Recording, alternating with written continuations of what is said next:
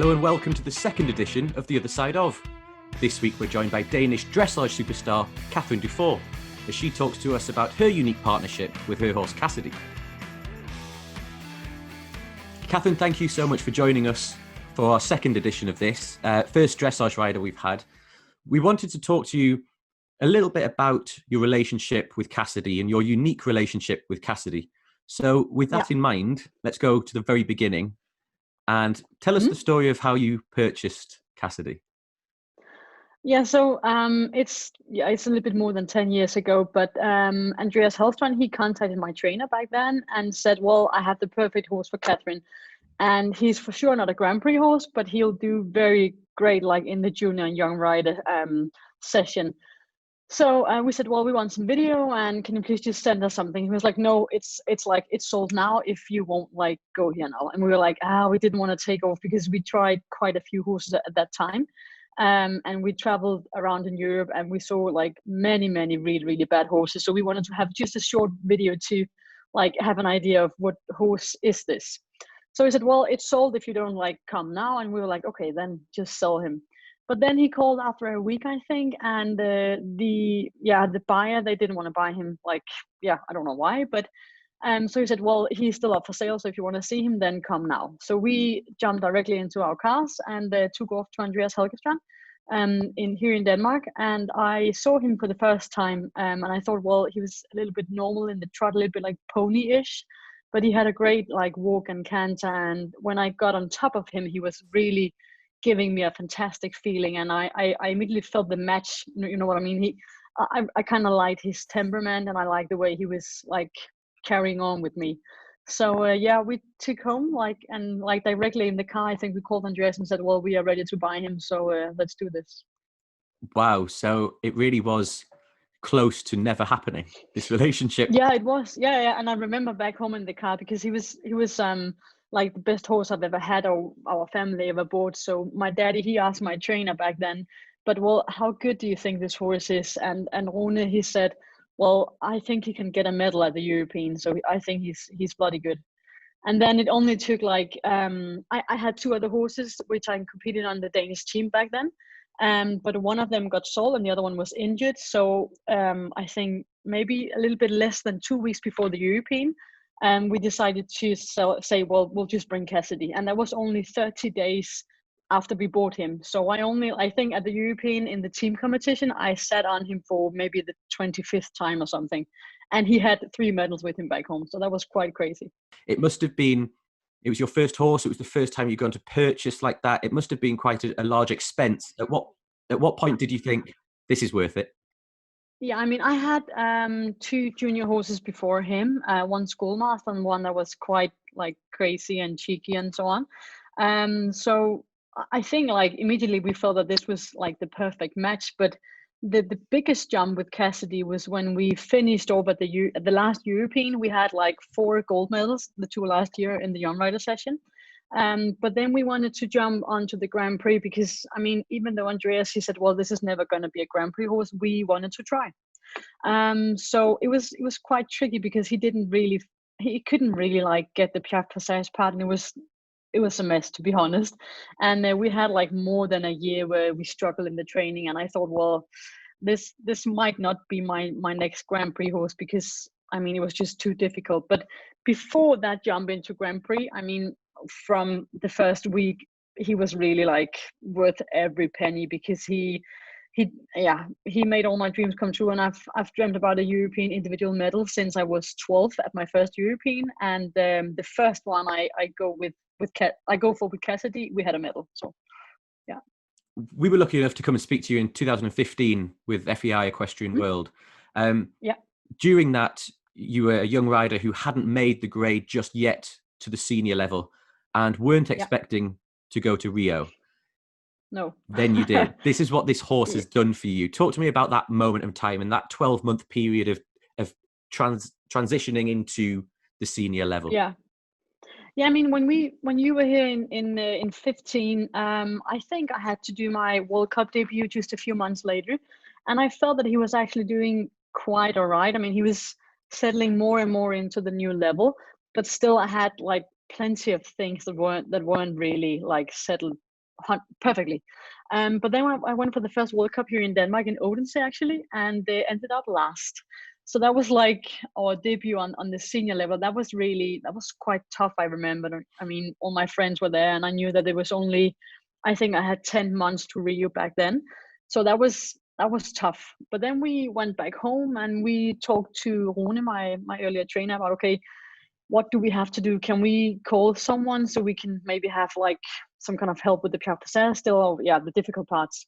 So we actually got a hang of Kyra back then, Kyra Kirkland. And I think that Rune called her maybe 50 times before she said, well, okay, I'm going to come to Denmark. And then she came in the end of the year, and immediately I felt that we had some new tools to develop the whole like Grand Prix level for Cassidy. And I had some new tools to like how to explain him to do the difficult exercises. And then in the end of December, I went to Holland, I remember, and he was way better. I think that I actually won 2 classes in Holland in the CDI 3-star Grand Prix. So that was like a stepping stone towards Rio. And that was when I started dreaming about, well, this could maybe be something that could be interesting for the Danish team. And then again in January, that was in 16, the same year as our first Olympic Games. We went to Holland again, and he was like totally crazy again and jumped around and did like many mistakes. So I remember I told the Danish trainer back then, well, I want to go to the Olympic Games. He was like, good luck with that, because I mean, how the hell are you going to do that? So we spent quite a few hours in the back in the indoor school again, and we had Kyra over a few times, and I think suddenly we both began to like figure out, okay, this is Grand Prix and this is how we do it. But it is quite different from the young classes. Even the last center line you have to hold every time you're the junior and young rider, but once you're in the Grand Prix, you have to do Piafter on X. So it was like small things that I really had to learn how to cope with. And then I think still we were quite insecure about the Olympic Games because I didn't really had the chance to meet the other Danish riders. So what we normally do is to like, they had to pick 4, and I didn't compete against any of them almost. So I was like, I might not be good enough. So, but then in May, I think the same year as Rio, we went to the Danish Championships and won. So that was when I was like, I think we're going. So that was the journey from when you were on the yard till the Danish Championship in May, where he developed a lot from being a new horse in the Grand Prix level to really being a little bit more settled in and knowing what we were doing almost all the time. Let's move on to 2017 then, and a season that really started developing somehow even more than Olympic Games when you go to Europeans and a World Cup. That must have been the kind of moment, even though you'd competed at an Olympics, that must have been the moment that you went, wow, this is a career now. But still at the Olympic Games, I think it was maybe my 5th or 6th Grand Prix. So it was, I knew to some point what I was doing, and at the same point, not at all, because it was so new. And I was just super starstruck being at an Olympic Games. And I've dreamt about that half of my life since I started riding. So it was more like the Olympic experience that was big for me. It was not like the sport or the result. We did all right, but as you said, it was in 2017 that it really started to I started to figure out, okay, this is how I ride the Grand Prix. And I had a little bit more like time to think when I was riding and not only being afraid. So I think just the season coming up to 17 in the summer at the European, he was really, really in the best shape ever back then. And at the same time, I felt that I was in the same position like I was with the young riders. I felt secure. I knew my role on the team. It was more settled and was more like confident with the job I was doing, which of course made it easier going into a ring like in Ullevi at the stadium and really performing like the best I could. Did that perhaps feel like a bit of a home show as well, across the road in Sweden, if you like? It was, you had you had an awful lot of support there.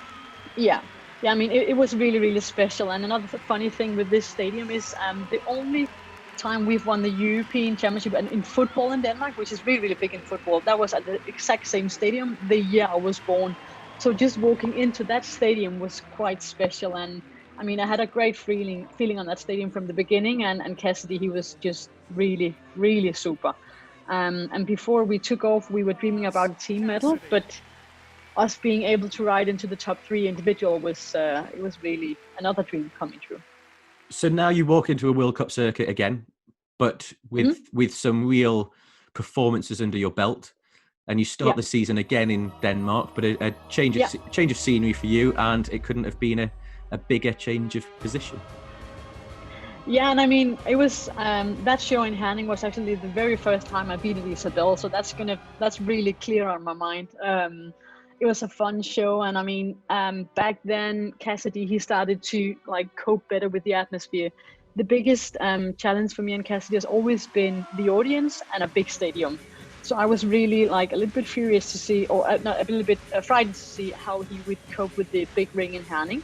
But he did super, and it's the best indoor show I had ever back then. And then beating Isabella on home soil, that was one to remember. Let's talk a little bit about Isabella, if that's okay, because I've seen that she is an idol of yours, obviously, like she is to so many. You beat her that day when she's riding Don Johnson. You beat her again in Gothenburg when she's riding Emilio. Yeah, that's impressive. You now go, okay, I've ticked off 2. You go. Yeah. Are you going for Via Gold next? I mean, that's the last one to go, so 3 down, 1 to go, I guess. No, it was. I mean, she's an idol. One thing is that she's amazing. She's an amazing rider, and she's able to educate like all horses to the level that she's doing now. So I mean, that's just really, really impressive. But another thing is that I admire her for like keeping her passion. Because I mean, I think it's super tough competing all the time, and I'm not even competing all the time. I'm competing like maximum once a month, whereas Isabella, she goes away like almost every weekend. And I mean, it's really, really tough for her, and she has a family, and she has plenty of horses, and she continues producing new Grand Prix horses, which is like, it's amazing, I think. So that's why I admire her so much. It's not because of the result. Yeah, she's amazing, but we all know that it's more the fact that she can stay passionate, and she continues producing horses from horses that other people says, well, this is a naughty one, this is a difficult one, and she still just keeps them coming. Now you've developed into a household name in the dressage circuit. You must have people knocking on your door, interested in perhaps purchasing your commodity that is Cassidy. Now, as someone who perhaps comes from a different background, comes from a more normal background, if you like, how hard is that to turn down interest? I mean, it's actually never been really hard to turn down interest on him, because I've had like a huge support from my family saying, well, if you want to keep Cassidy, then you keep Cassidy. And I have to admit, like, once we were like almost at the Grand Prix level, I was wondering, should we maybe sell him? Because I mean, it looked to be really, really difficult to make the jump from the young rider into the Grand Prix. But after that, I mean, he's so special for me.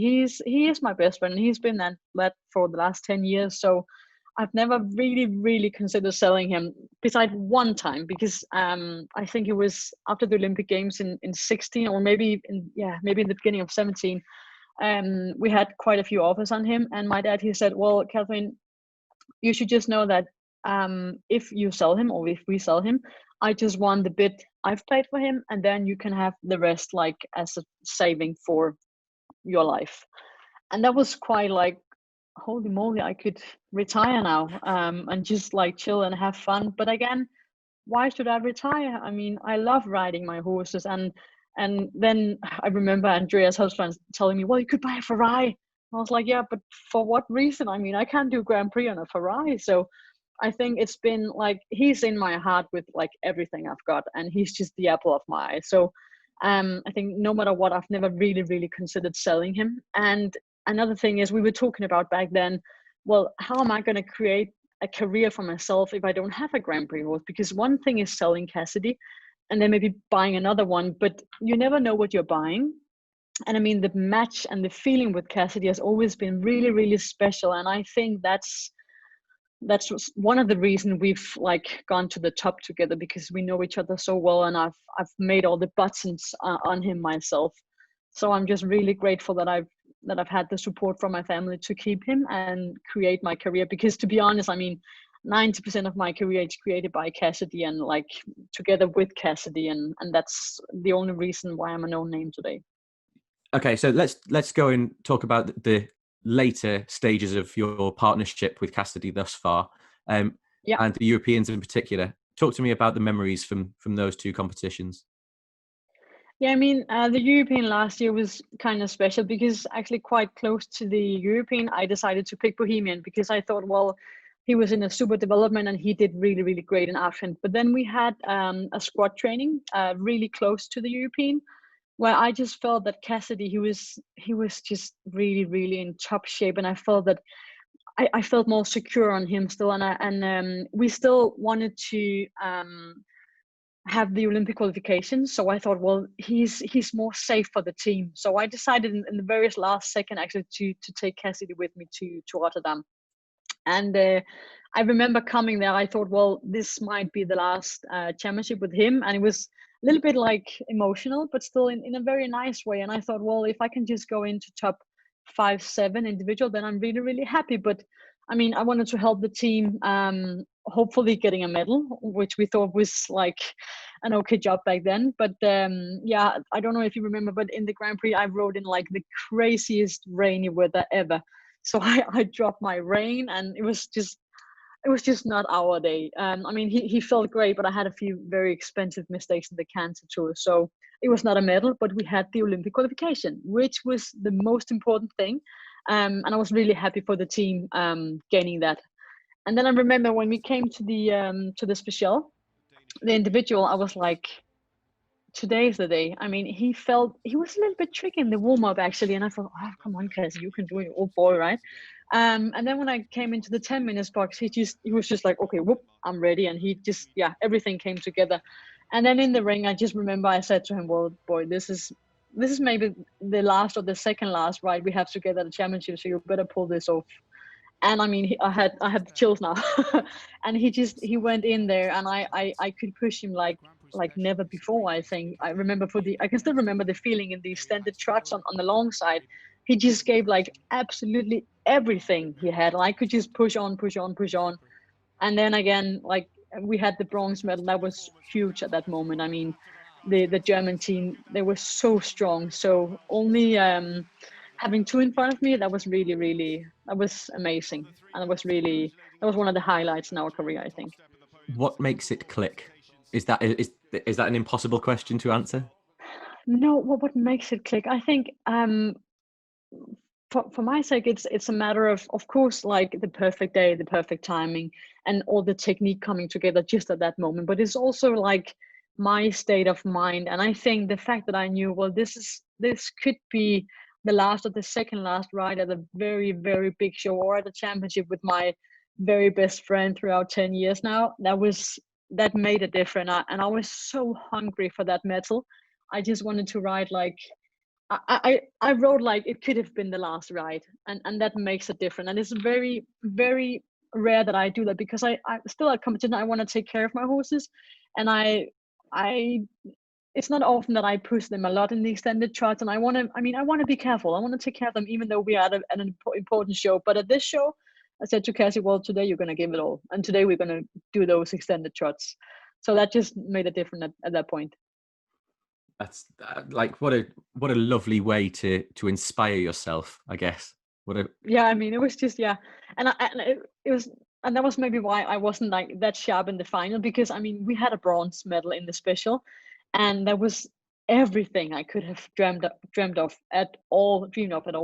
So I mean, coming into the final, of course I wanted to ride the final, but it would have been fine by me if we were finished after the special, because I knew that it was going to be difficult to have like another ride of that quality, because I mean, us riders, we chase rides like that for years and years before we have like that perfect ride. So I just enjoyed the final, and the fact that Jessica, she rode past me, I mean, I really didn't care. I was so happy about the weekend with Cassidy, so I just enjoyed the ride. You mentioned all your dreams coming true. It's interesting now, because that's obviously how you started in this sport, and now you have to run it as a business as well. So how do you juggle the the two passions, is it still about the love, or are you also now looking at the financial aspect as well? I mean, I'm forced to look at the financial aspects also because I have to pay for the training with my trainers and for the competition and everything. So it's a fine balance because I still want to be like super passionate and super, yeah, like with my heart in the sport. But of course, it's changed from being only a hobby to being also my profession now. So I mean, with Cassidy, it's quite special because he's the only horse I've brought from, being just like my hobby and just like chilling with it to my career. So it's like with him, it's changed quite a lot because he was bought just to be like my hobby for fun horse, but now he's really created my career and he created the fact that I can live from the riding. And yeah, so it's quite funny with him, I think. It's possible to say you might not ever have that connection again then, because you will always have another a head over heart as well with the financial Yeah, side. yeah. I know exactly what I mean. I think that's a part of that is true because I mean, when I buy a horse now, it's with the purpose that I really want it to be my next Cassidy. But you always have that thought in the back of your mind. Well, I might have to sell it if it's not like fitting perfectly to me or something. So of course I'm hoping to have another Cassidy one day. But I think as long as I have Cassidy in the sport, it's going to be really, really difficult for another horse to fight with my heart. That is fantastic. Thank you so much for speaking to us and telling us a little bit more in depth about the journey you've come on. I found it fascinating. Thank you very Oh, much. thank you so much. It was a pleasure. Thank you.